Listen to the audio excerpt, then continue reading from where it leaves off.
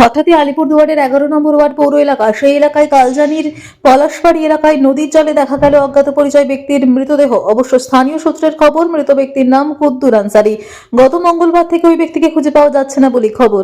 আজ বিকেলবেলা সেই মৃতদেহ ভেসে উঠেছে কালজানি নদীর জলে। তারপর এলাকার লোকজন এবং প্রশাসনের তৎপরতায় সেই দেহ জল থেকে তুলে আনা হচ্ছে। ঘটনায় এলাকায় চাঞ্চল্য।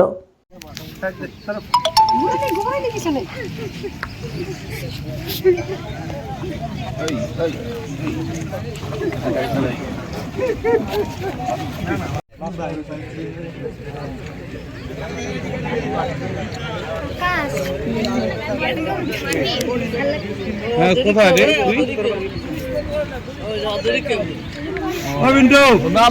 খবর আসছিলাম।